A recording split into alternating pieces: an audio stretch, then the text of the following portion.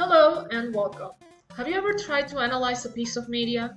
Even just a weird trend? If you have, you will likely know that most attempts at critical thinking are commonly shut down by the phrase, "it's not that deep."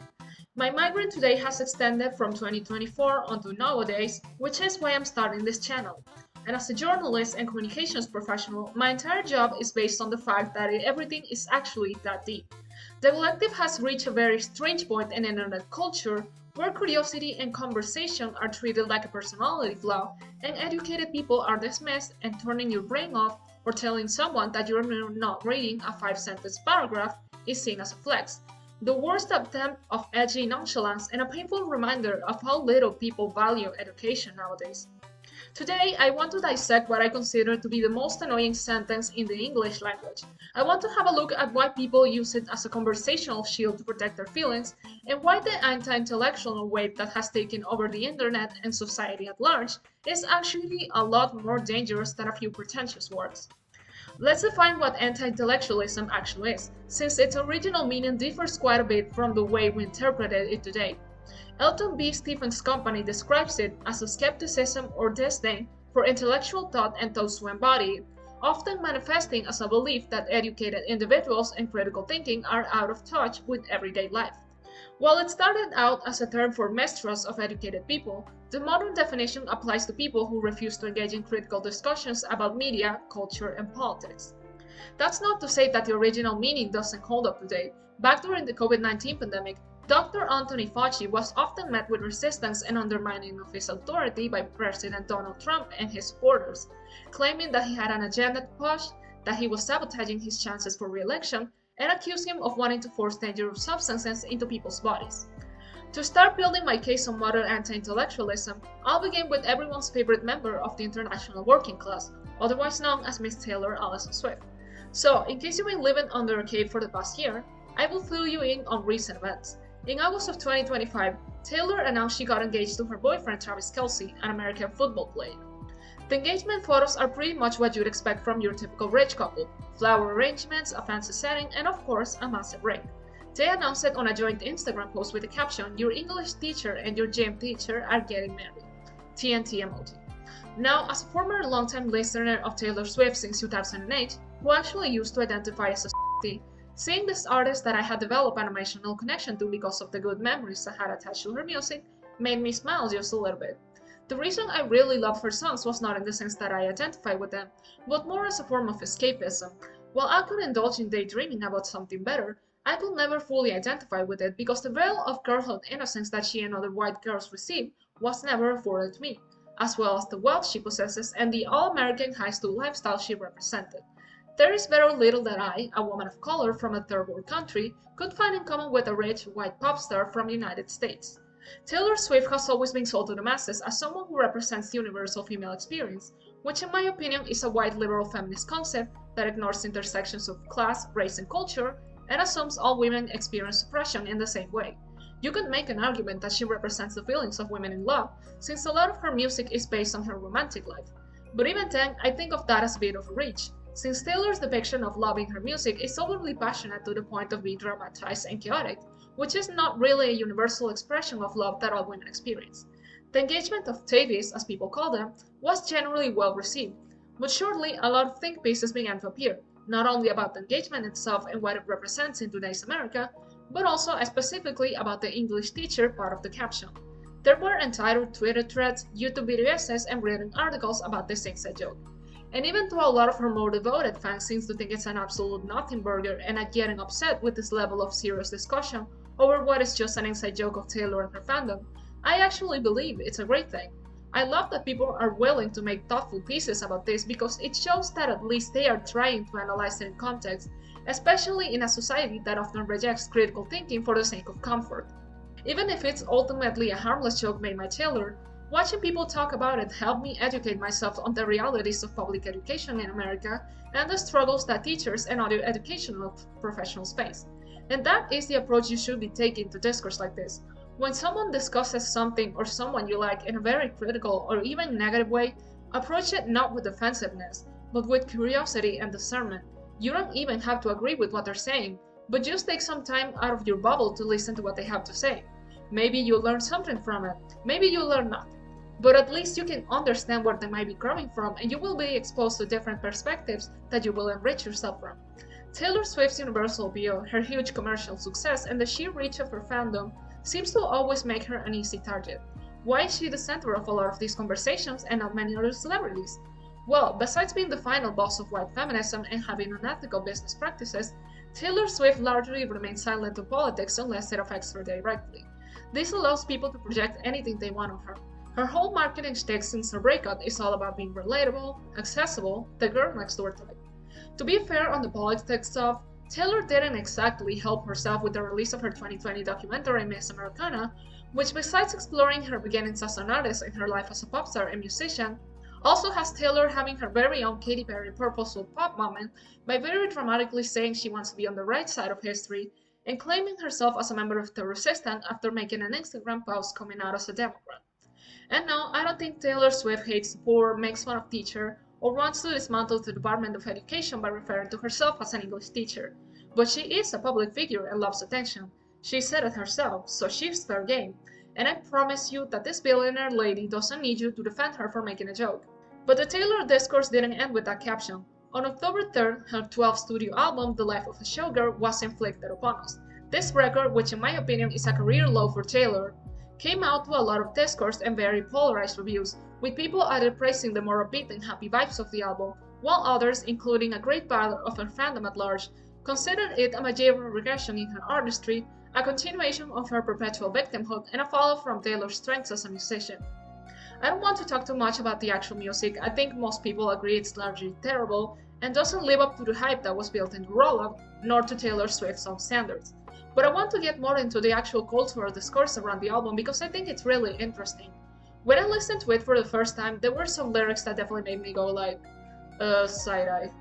The song Opalite, which is track 3 on the album and to me one of the more tolerable songs that Showgirl has to offer, has some lyrics that could be interpreted as microaggressions towards black women, especially in the context that the song makes a direct reference to sports journalist and influencer Kayla Nicole, who is Travis Kelce's ex-girlfriend, and to a video she made with Travis. And listen, while I believe that people that are not part of a certain demographic can still give their opinions on their issues and experiences in a restrained way, I don't feel like I have any actual authority or experience to give you since I'm not black, and I'm mostly basing my opinions on my personal analysis of the things I've seen and heard. And so, to give you a perspective from actual black women, I will redirect you to Nida Teresa's review of The Life of a Showgirl and Chris's video on this topic as well, both amazing creators that I highly recommend watching, and I will link them down below. The microaggression discourse continues on track 5 of this album, Eldest Daughter, which is an extremely bizarre mess of a song with no coherent line of thought or thematic structure. Eldest Daughter is very confusing and prone to being misinterpreted because you can't even understand what she actually wants to say here. It's just buzzword and internet slang that has the important addition of the line, "I'm not a bad bitch and this isn't savage." I was baffled when I first heard this one, like what does that even mean?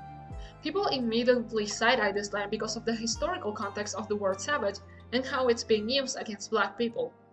And to make a point here, the videos I directed you to before have a lot more context on these words and their deeper meaning, and the reason I want you to watch them goes back to one of the overall problems I have with "It's Not That Deep," an overall anti-intellectual sentiment, which is extreme self-centering of one's own feelings for the sake of their comfort.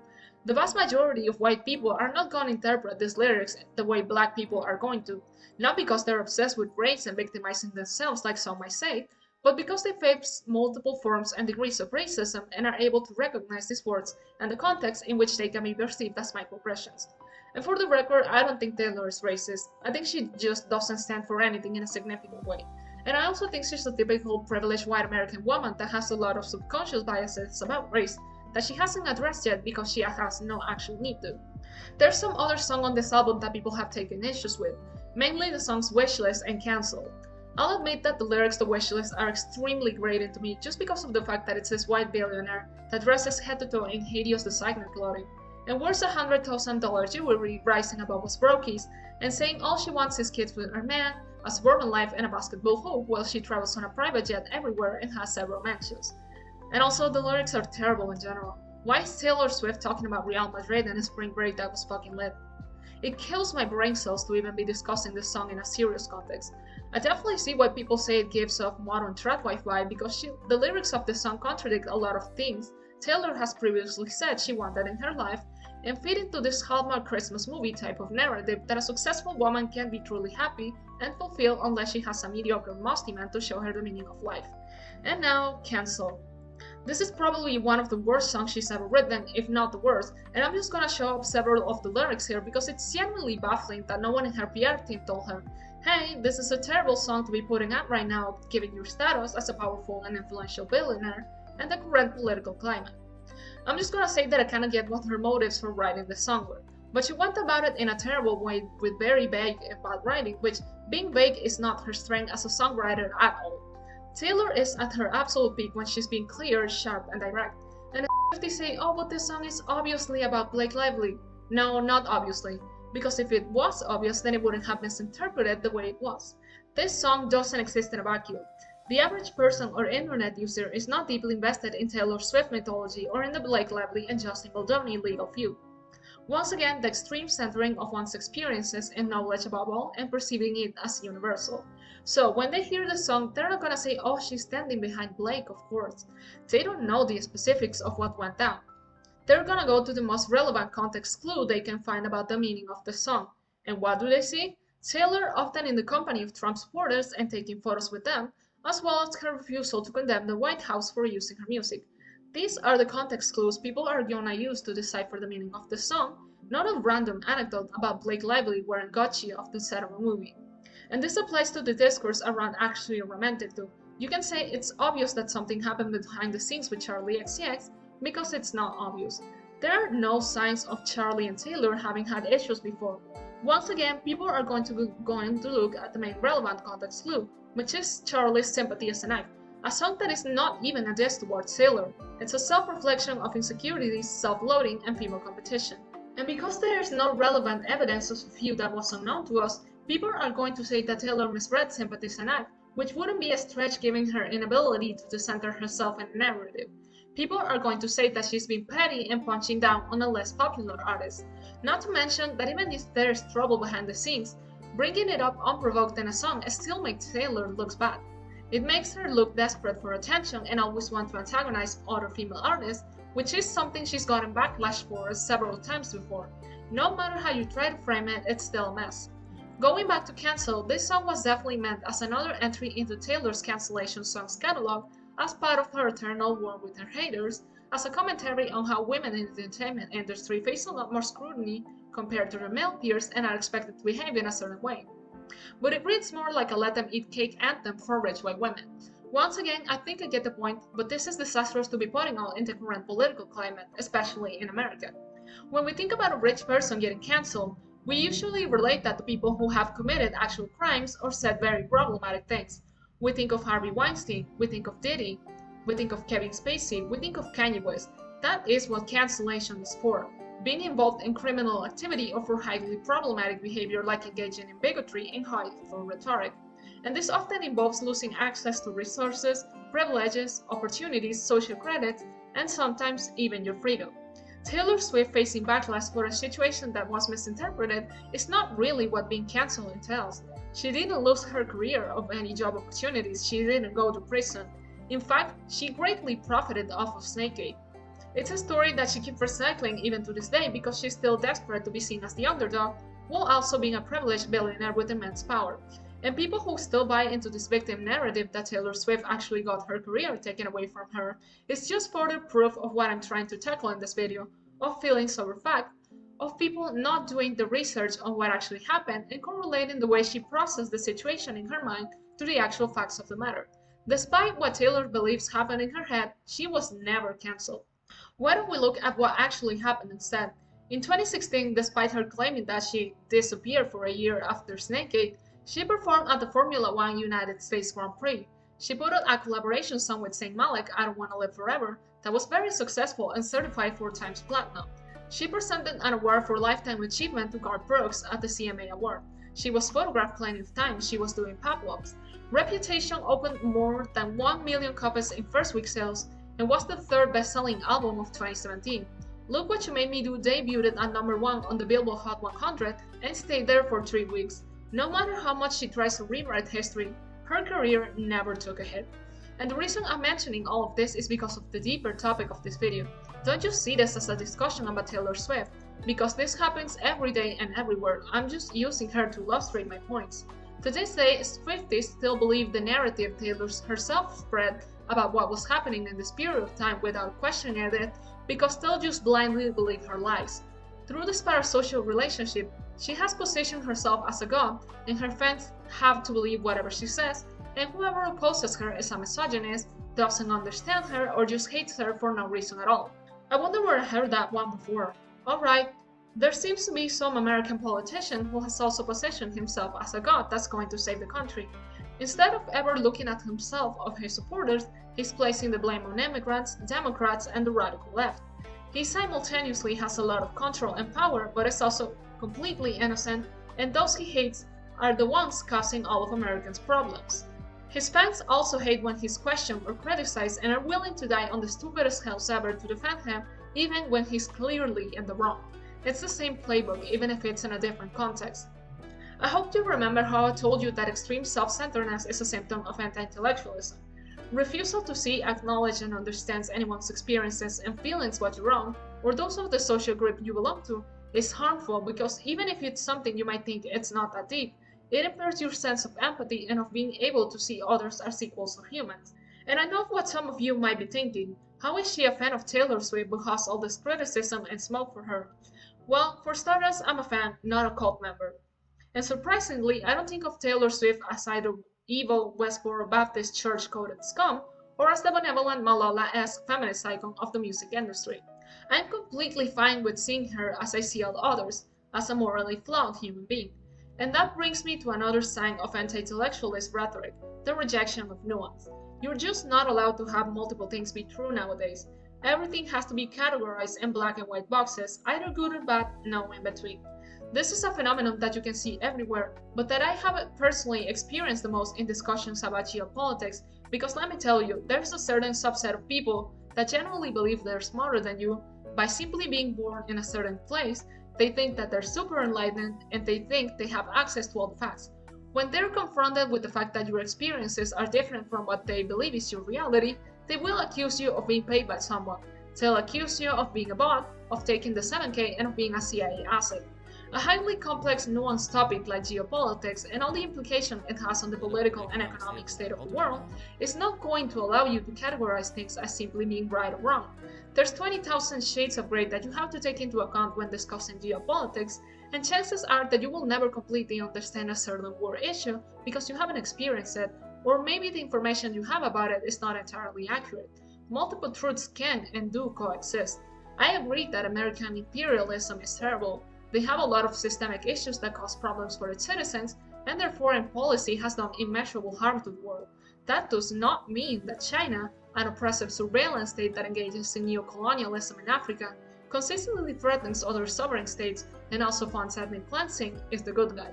You are not free of American propaganda because you love China. You are willingly falling for and spreading another empire's propaganda. You are not always going to know everything, and you have to take that not as a limitation of your own abilities, but as a chance to enrich yourself by listening to and uplifting others that do know the topic at hand and have different experiences, instead of choosing defensiveness and closing yourself off of being corrected and educated. This kind of emotional response is very limiting to our growth as human beings. When you take critique or even hate of something you enjoy as a personal attack on you, you deny yourself an opportunity to analyze whatever was said and learn from it. Instead, resort to self-victimization and running away from discomfort as a form of emotional defense. In her article, Yes, It Is That Deep for Intersect magazine, Anushka Pai argues that the rigidity of our opinions, which are often crystallized to the consumption of homogeneous content, think of something like our home education, cultural beliefs in childhood, and the curation of hyper-specific social media algorithms, is threatened when confronted with unfamiliar perspectives, especially when it's presented unwillingly and in a hostile manner. Our beliefs are often held with a sense of pride, Pai writes. Questioning these beliefs and realizing we are wrong makes us feel shame. The negative emotions associated with being wrong make us value feeling correct over truly being correct. Similarly, the insecurity of not understanding information often prevents us from pursuing it alone. I will link this article down below as well. It's a short but impactful read about how humans view challenges to their opinions and belief system as a personal attack because oftentimes it's presented to us in a way we don't think palatable enough or in language that we don't understand. But in the long term, value and comfort over critical analysis just leads us to a cycle of conformity where we never get to question anything or anyone because of the complacency we've developed of not wanting to be uncomfortable or not wanting to be disrupted. And that's a very dangerous path to go down to, because not challenging anything nor anyone is a breeding ground for insidious things like media censorship, voter suppression, science denial, and ultimately fascism. To end this video essay, I'll remind you that empathy is more necessary in a world where the elites, corrupt politicians, and their grifters are doing the absolute best to divide us and turn us against each other by peddling hateful rhetoric, regurgitating misinformation, and parroting bigoted talking points. We need this discussion, even if they make us uncomfortable sometimes. True growth and progress comes from tension and friction. We are a calligraphy of everyone we've ever met and that has made an impact in our lives. Because yes, it is that deep. And caring for others and their experiences and uplifting them is a deeply human trait that they desperately want to take away from us in hopes of taking control of the narrative themselves and causing further division to keep us in our places, resenting each other and never questioning what they're doing to us. Connection and mutual understanding is not always easy. There's bound to be disagreements, and meaningful discussion shouldn't be treated like a debate you have to win. Sometimes you have to simply be content by listening and reflecting. I hope you enjoyed my take on this and I will be interacting with you in the comments. If you have a topic that you want me to cover, definitely let me know and I'll ponder on it. I plan on making more of these video essays, hopefully on a bi-weekly if not weekly basis. If you're interested in more nuanced takes in a hot takes economy, subscribe and hit the notification button so you won't miss a single upload, and if you're feeling more curious, feel free to follow me on my Substack, which I will link down below. I just posted my first personal essay, so definitely consider giving it a read. Thank you so much for watching and I'll see you in the next video.